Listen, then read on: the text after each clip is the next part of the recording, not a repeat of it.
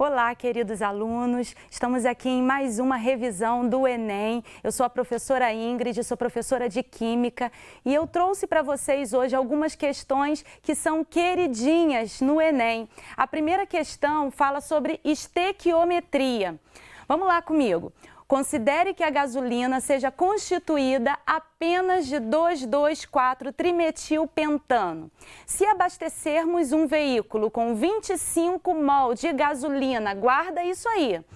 Quantas moléculas e qual a massa de dióxido de carbono que será lançada na atmosfera quando toda a gasolina for consumida? Perceba bem que essa questão está dizendo que ela não está balanceada e está oferecendo dados. Esses dados são a massa do carbono e do oxigênio. A questão também está oferecendo essa equação aqui. Eu tenho apenas a caveirinha da equação, ela não está balanceada. Então, qual o primeiro passo que a gente tem que fazer? Tomar numa questão de estequiometria é fazer uma leitura de quais componentes que nós vamos utilizar no nosso cálculo. Então, se na questão nós vimos 25 mols de gasolina e está falando quantas moléculas e qual a massa de dióxido de carbono, nós vamos pegar esses dois componentes e nós vamos colocar no nosso cálculo. Segundo passo, nós temos que observar o balanceamento da reação. Lá na frente, nós vimos a caveirinha da equação e não estava balanceada. Aqui eu já coloquei o balanceamento para vocês. Então, nós vamos utilizar esse valor aqui, 8 mols de CO2, ok?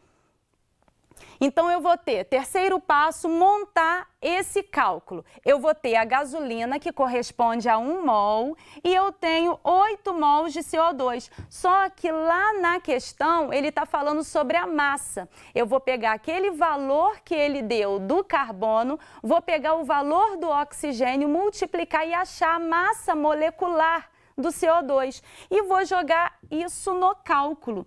Vai ficar 1 mol está para 8 vezes 44 gramas, que foi dado na questão, 25 mol para X. Faço o cálculo, acho o resultado. Porém, eu não coloquei nesse slide, mas se você for observar essa questão, as alternativas elas estão em quilogramas e o nosso resultado foi achado em grama. Então, o que nós vamos fazer? Nós vamos pegar esse resultado e nós vamos dividir por 1000. Somente assim eu vou achar o valor que a questão está me oferecendo nas alternativas. Então, eu tenho 8,8 quilogramas. Queridos, estequiometria é um tipo de questão que sempre cai. Então, com a prática, a gente vai obtendo sucesso. Então, essa é uma questão simples, com conhecimento simples, com regras de 3, e você vai aplicar esse conhecimento a todas as outras questões de estequiometria. Lógico, cada questão tem a sua individualidade. Umas questões têm rendimento, têm impureza, tem cálculo de pureza. Então, nós vamos colocar esse conhecimento em cada uma das questões, baseando sempre o nosso raciocínio no que ela está pedindo antecipadamente, tá? Quais são os componentes que ela está oferecendo para você colocar no seu cálculo, ok? Nossa segunda questão fala sobre misturas. Nós temos um cálculo de misturas, uma fórmula de misturas, tá? Só que nós temos que interpretar o que a questão está pedindo. Ela pode pedir a mistura inicial, ela pode pedir o volume final, pode pedir o segundo volume. Então, você tem que, primeiramente, focar no que a questão está te pedindo. Então, vamos ler. Uma solução de ácido clorídrico 4 molar foi misturada com uma outra solução de mesmo ácido, 1,5 molar. Obtendo-se 400 mililitros de solução. Ou seja, esses 400 aqui está se referindo ao volume final, que é o volume 1 mais o volume 2, ok? E eu tenho aqui uma solução de 2,5 molar. Os volumes em mililitros das soluções 4 molar e 1,5 molar de ácido clorídrico que foram adicionadas são, respectivamente. Essa palavra respectivamente, você tem que ficar atento, porque na própria alternativa ele pode mudar, ele pode colocar o final antes do inicial, então tem que ser na ordem. Então vamos jogar todos esses valores na fórmula de mistura. Sendo que a fórmula de mistura é M1V1, M2V2, a mistura final e o volume final. Só que nós não temos os dados iniciais. Então, o que nós vamos fazer? Nós vamos pegar o volume final que o problema ofereceu e nós vamos colocar 400 igual. Lembra que eu falei que V1 mais V2 é igual a VF? Nós vamos fazer exatamente esse cálculo aqui. 400 igual V1 mais V2. Vamos substituir o V1 por X e Y. 400 igual X mais Y. X igual 400 menos Y. Por que nós vamos fazer isso? Porque 400 menos Y, nós vamos jogar na fórmula aqui embaixo, para a gente tirar esse X, para ficar com as variáveis iguais. Então, eu vou ter 4x, que na verdade eu vou substituir, vai ser 4 vezes 400 menos y, mais 1,5y, igual a 1.000. 1.600 menos 4y, mais 1,5y, igual a 1.000. Faço esse cálculo, passo para o outro lado, menos 600 dividido por 2,5, acho o valor em ml. Sendo que y é o volume da solução 2, ou seja, ainda não está resolvida a questão. O que nós vamos fazer agora? Nós vamos calcular o volume da solução 1. Vou pegar x igual a 400 menos y e olha só o que nós vamos fazer. Substituir com o valor que eu achei aqui em cima. Vou pegar x igual a 400 menos o quê? Menos 240. Achei esse volume em ml, 160 ml. Muito cuidado quando vocês forem lá na frente na questão novamente, porque pode ser que ele dê a questão numa outra unidade. Então, você sempre tem que analisar o que você fez com o que está na alternativa. Você pode achar na alternativa uma questão certa, né? Porém, está com uma outra unidade de medida. Então, você tem que passar isso daí. Você vai ter que converter essa unidade de medida. Beleza?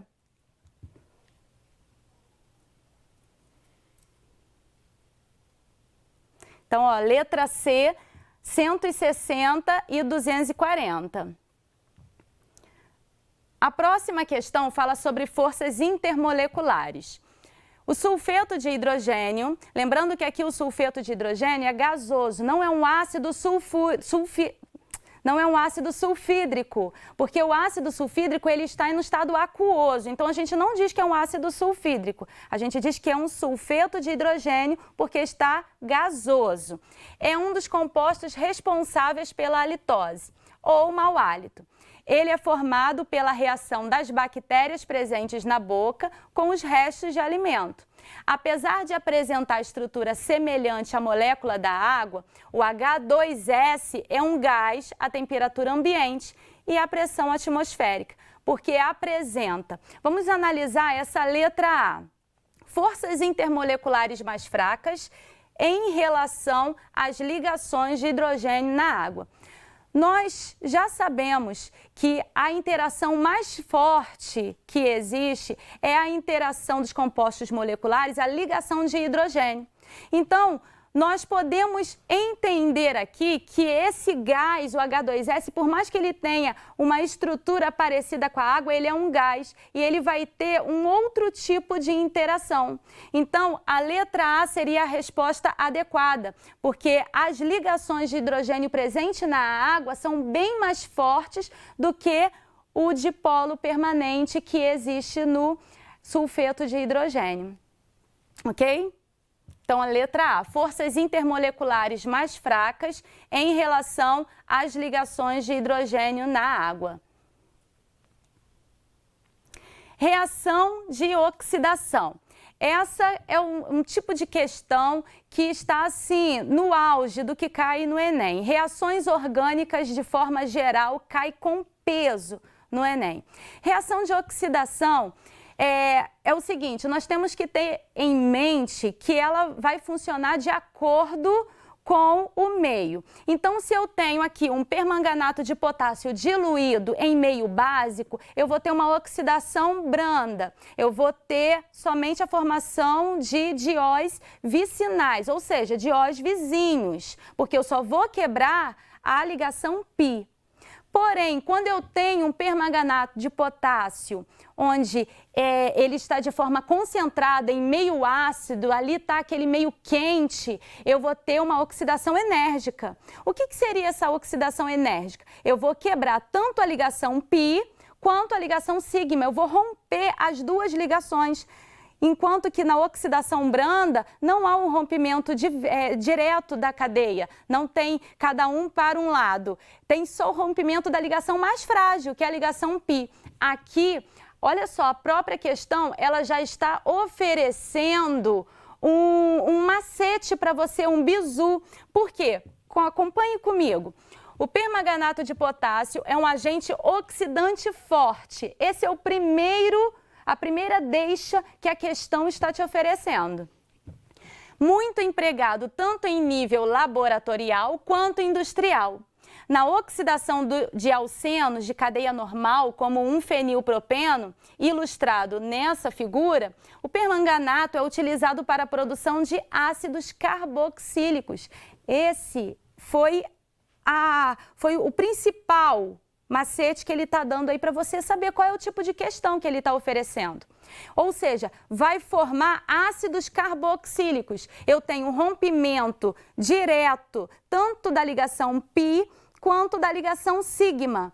Então, cada um vai para um lado. Eu tenho essa parte, primeira coisa que eu tenho que observar é a dupla ligação. Dessa dupla ligação para cá, eu vou ter um composto. Dessa dupla ligação para lá, eu vou ter outro. O que vai acontecer aqui? Todo rompimento de ligação, eu vou ter a dupla, vão ser meias duplas. Cada rompimento vai entrar OH.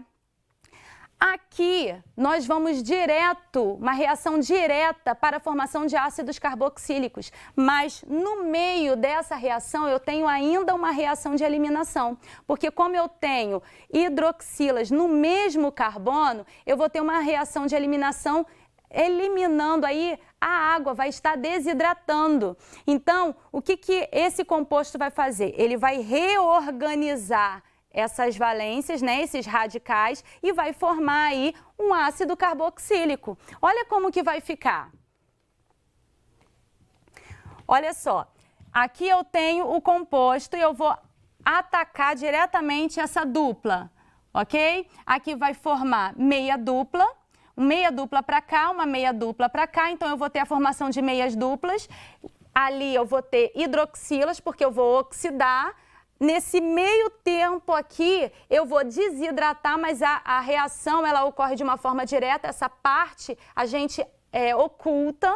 O que vai somente aparecer? A formação dos ácidos carboxílicos correspondentes. Eu vou ter esse ácido benzoico e eu vou ter esse ácido etanóico, ok? Você pode perceber que eu tive a formação aqui, ó, da carboxila. Uma carboxila aqui e uma carboxila aqui. Ou seja, aconteceram aí a divisão de dois compostos. Agora eu tenho a formação de dois compostos. Eu tenho o ácido benzoico e eu tenho o ácido etanóico. As abelhas utilizam a sinalização química para distinguir a abelha rainha de uma operária, sendo capazes de reconhecer diferenças entre moléculas.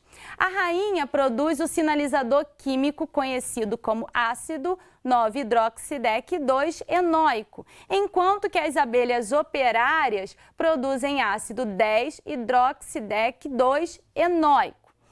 Nós podemos distinguir as abelhas operárias e rainhas por sua aparência, mas entre si elas usam essa sinalização química para perceber a diferença. Pode-se dizer que vem por meio da química. As moléculas dos sinalizadores químicos produzidas pelas abelhas rainhas e operárias possuem diferença na... Então, as alternativas aqui são fórmula estrutural, fórmula molecular, identificação dos tipos de ligação, contagem do número de carbonos e identificação dos grupos funcionais. Como ele deu a nomenclatura, a gente pode escrever essa nomenclatura, a fórmula estrutural. Então, você pode perceber que a hidroxila ela está localizada no carbono 9 para a rainha e a hidroxila está aqui, ó, na pontinha da cadeia para a operária. Então, o que isso nos diz? Que a diferença entre eles está somente na fórmula estrutural, porque é a hidroxila que está mudando de lugar. Ok? Essa questão é uma questão simples de tabela periódica. O subnível de maior energia do átomo de certo elemento químico é 4D5. Esse elemento é um metal.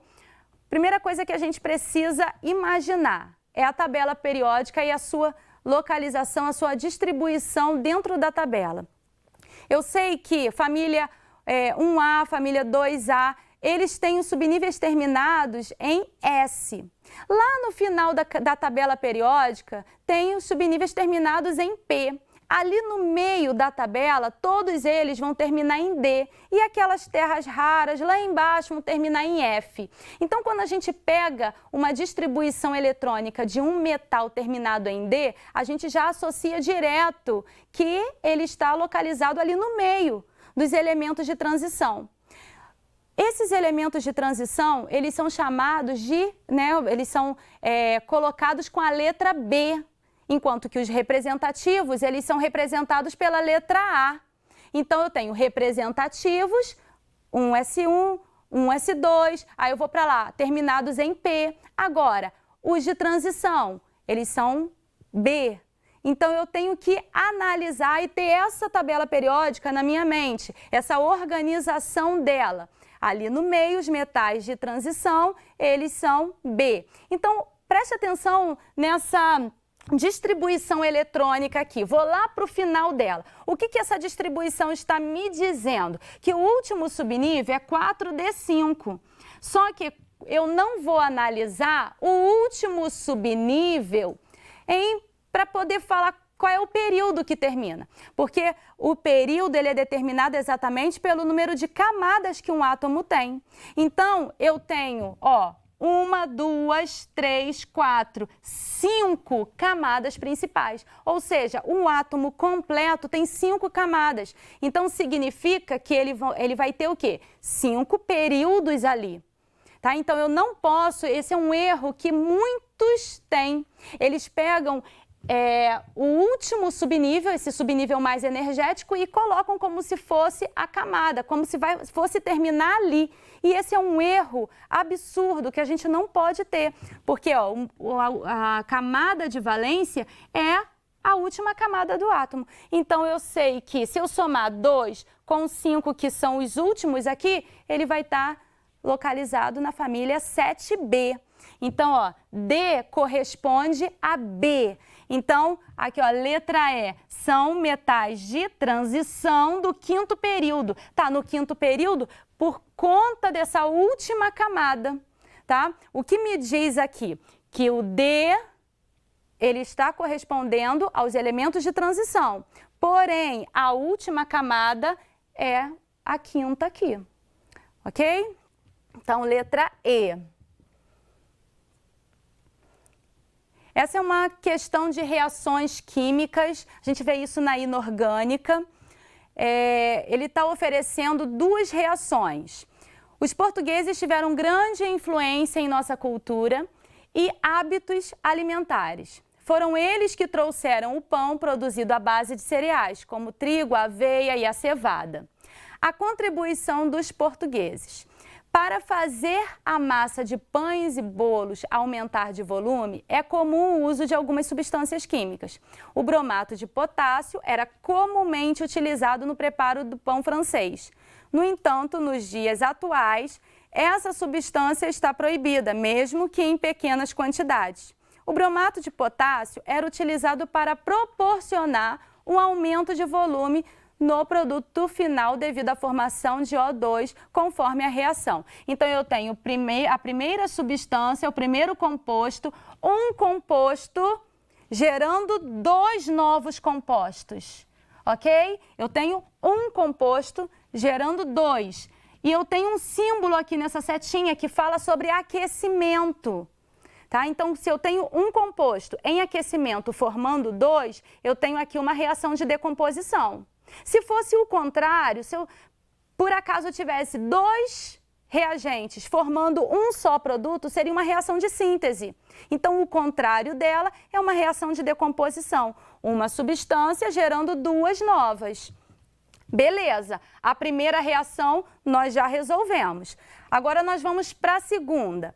A adição de fermentos como bicarbonato de sódio no preparo de bolos é utilizada desde a antiguidade até os dias atuais e resulta no crescimento da massa e na maciez do bolo. O bicarbonato de sódio, devido à liberação de gás carbônico, é utilizado para expandir a massa e deixá-la fofa, conforme a reação. Se você puder perceber isso daqui, essa reação, ela vai seguir a mesma linha da primeira reação que nós já falamos. Eu vou ter um composto em aquecimento gerando 3 substâncias, 3 novos compostos. Então, tanto a reação 1 quanto a reação 2, as duas reações são reações de decomposição.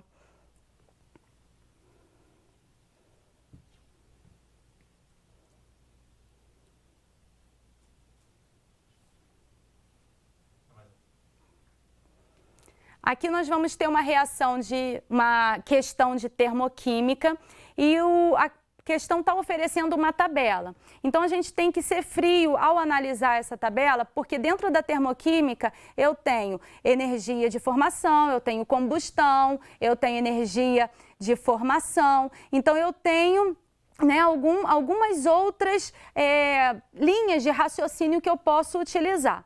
No caso aqui, eu tenho as substâncias e a variação de entalpia delas. Se fosse, por exemplo, uma energia de ligação, eu teria a ligação envolvida dentro dessa tabela, mas não é o caso. Aqui eu tenho uma energia, a entalpia de formação, e no próprio enunciado vocês podem observar que já vem oferecendo que a questão está, o objetivo da questão. Então, usando a equação, olha só, prestem muita atenção no que a gente vai fazer com essa equação.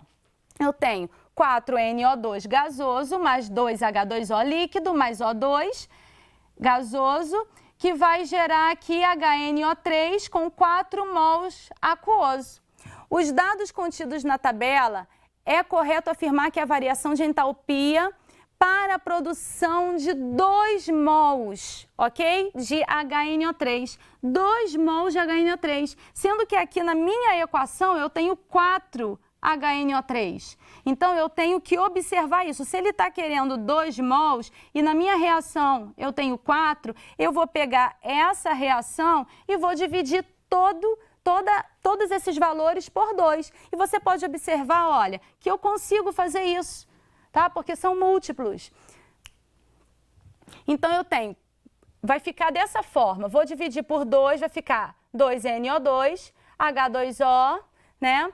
Essa daqui nós não vamos utilizar valor e você vai ver que na tabela não tem, porque é uma substância simples. Substância simples, a gente diz que é uma substância padrão, então o valor da entalpia é nulo, é 0. Então, nós não vamos utilizar valor algum aqui.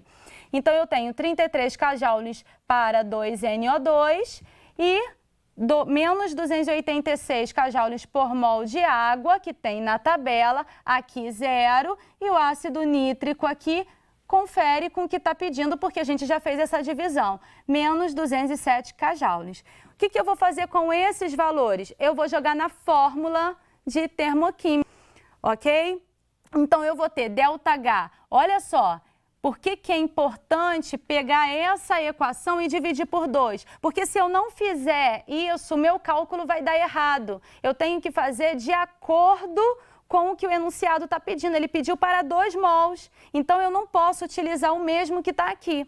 Então, ó, 2 vezes menos 207, menos 2 vezes 33, menos 206. Achei esse resultado aqui, ΔH igual a menos 194 kJ. Nós podemos dizer que essa reação, esse resultado é exotérmico.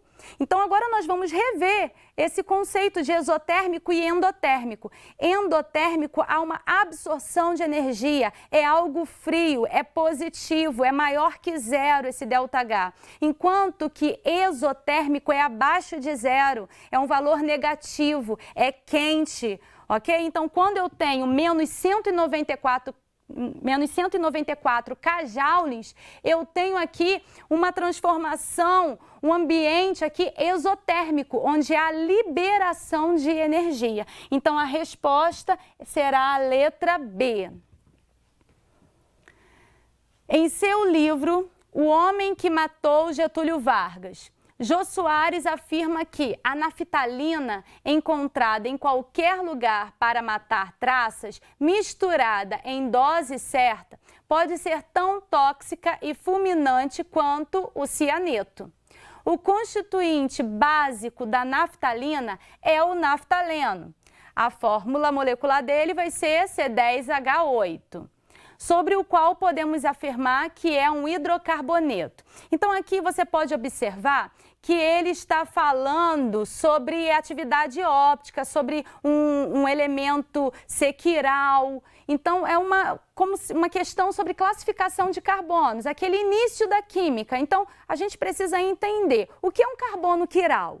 Carbono quiral é quando todos os ligantes são diferentes. Eu tenho, ó, até coloquei aqui, que bonitinho, uma carinha triste, uma assustada, uma rindo, uma zangada, né? Porque todos os ligantes, eles vão ser diferentes. Agora, quando eu tenho uma dupla ligação, eu já estou tirando um e estou colocando uma ligação, né? Condensando aqui uma ligação para um outro. Então, eu estou privando uma ligação diferente, com um ligante diferente. Então, quando eu tenho ligação dupla, eu não vou ter um carbono quiral, ok? E quando um carbono é saturado? Saturado é quando eu não tenho ligações duplas. Insaturado, eu tenho ligações duplas e ligações triplas. Aqui, então, baseado nisso, nós vamos agora julgar essas afirmativas. O aromático que apresenta atividade óptica. Atividade óptica, qual é o pré-requisito para ter uma atividade óptica? Ter um carbono quiral. E nós já vimos aqui que todos esses carbonos, eles têm essa ressonância na ligação dupla. Então, todos eles têm a dupla. Então, já não vai ter atividade óptica nesse composto. Aromático aquiral, sim, eles são aromáticos condensados e não têm carbono quiral. Beleza? Próxima questão. Aqui nós vamos ver uma reação de substituição. E o interessante dessa questão é que nós vamos trabalhar com NO2 e nós vamos colocar NO2. É uma reação de nitração, é dentro de uma reação de substituição. E nós precisamos revisar esse conceito de orientadores, orto, meta e para. O que seriam esses orientadores? Eles vão definir a posição de quem está chegando. Então, se eu tenho uma reação de nitração com um composto, né, eu vou estar trazendo esse NO2 para a minha molécula. Só que na minha molécula eu já tenho um NO2. Então, eu tenho que lembrar qual é a orientação dele, se ele vai entrar no carbono orto, meta e para. Lembrando, gente, que numa reação eu vou ter a formação dos 3 isômeros. Eu vou ter tanto na posição meta, vou ter na posição orto e na posição para. Mas o que vai diferenciar é a quantidade dessa formação. tá? Porque isso tudo é baseado nessa ressonância das ligações. O que é um anel benzênico? Um anel benzênico é um composto com 6 carbonos numa cadeia fechada e eu tenho essas duplas ligações elas rodando. Então, nisso que elas estão rodando, elas vão definir ali a posição que elas estão. Então, se eu tenho, por exemplo, um NO2, o nitrogênio, ele vai ser menos eletronegativo que o oxigênio. Então, esses carbonos, eles vão estar mudando essa orientação constantemente baseada no seu sinal. Então, por isso que quando eu tenho o NO2, ele vai ser um orientador meta. Mas isso não significa que eu não vou ter formação de um composto para e o outro composto orto. Só que a formação é muito maior para um composto meta, é muito mais favorecida, certo? Então, só quero que vocês analisem esse isômero aqui, o isômero para. Vocês podem ver que eu tenho NO2 desse lado e NO2 desse lado aqui, eles estão opostos, eles têm um momento dipolar nulo, ou seja, essa molécula aqui, ela é apolar, ok? Então vamos julgar essas afirmações. Eu tenho o isômero meta é o que se forma em maior proporção. Sim, ele vai se formar em maior proporção. Por quê? Porque o orientador dele, NO2, ele vai favorecer a entrada de outro NO2 na posição meta. B, o isômero para possui momento dipolar. O momento dipolar dele é nulo, certo? Porque está puxando cada um para uma ponta, então ele vai ser apolar. Os 3 isômeros se formam em igual proporção. Não vão se formar em igual proporção, porque eu tenho maior favorecimento da posição meta, então eu tenho maior rendimento do composto meta. Os 3 isômeros possuem fórmula molecular C6H6N2O4. Não será essa fórmula. Se você observar bem, essa fórmula vai ser diferente. Eu tenho aqui, ó, C6H4N2O4. Então, a alternativa vai ser a letra A. Eu tenho esse isômero com maior rendimento, ok? Funções orgânicas.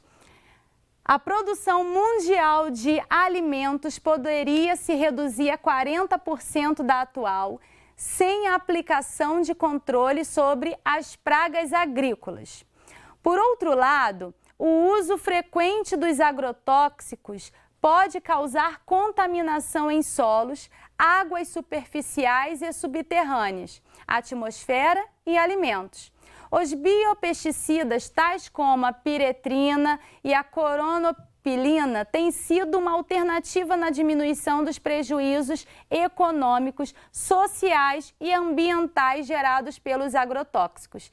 Identifique as funções orgânicas presentes simultaneamente nas estruturas dos biopesticidas apresentados. O que a gente tem que ter em mente é que se você não consegue fazer uma reação de oxidação, uma reação de substituição, adição, eliminação, sem você ter um conhecimento prévio de funções orgânicas. Você tem que saber a nomenclatura, você tem que saber do que se trata ali para você poder fazer qualquer outro tipo de questão.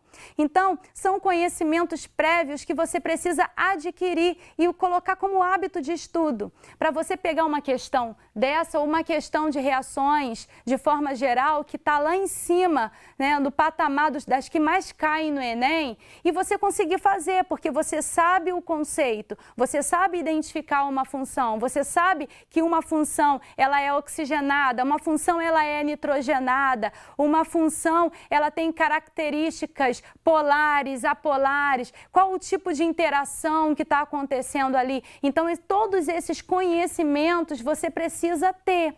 Aqui é uma questão que você vai precisar identificar. Ele dá 2 compostos e aí você tem que achar algo em comum, tanto nesse primeiro composto quanto no segundo. Se você for observar, aqui, ó, eu tenho isso aí, ó, simples oxigênio, dupla oxigênio. Então, que função seria essa? Quando eu tenho uma dupla O e O. e eu tenho continuação da cadeia. Eu vou ter aqui um éster, ok? Um éster é diferente, por exemplo, de um ácido carboxílico. O ácido carboxílico, ele para ali. Ele tem no carbono uma dupla O e uma simples com OH. Agora, quando eu não paro no OH, eu continuo com esse radical, eu coloco mais carbonos ali, eu não vou ter um ácido carboxílico, eu vou ter uma função éster, dupla O, simples, O e continuação da cadeia. Ok? Então aqui, por mais que esteja oculto, você pode perceber que eu tenho uma simples O e uma continuação da cadeia.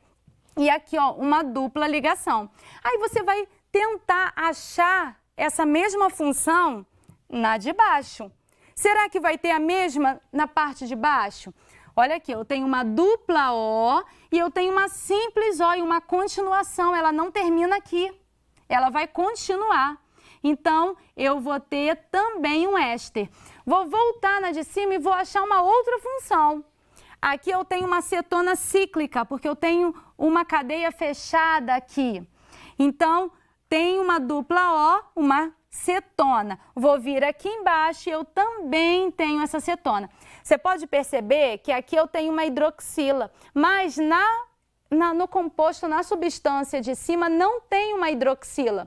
O que ele está pedindo? Ele está pedindo funções comuns, tanto em um composto quanto no outro. Então, eu vou ter um éster e uma cetona nesse composto e eu vou ter também um éster e uma cetona no composto de baixo. Então, a resposta correta aqui é a letra B, cetona e éster.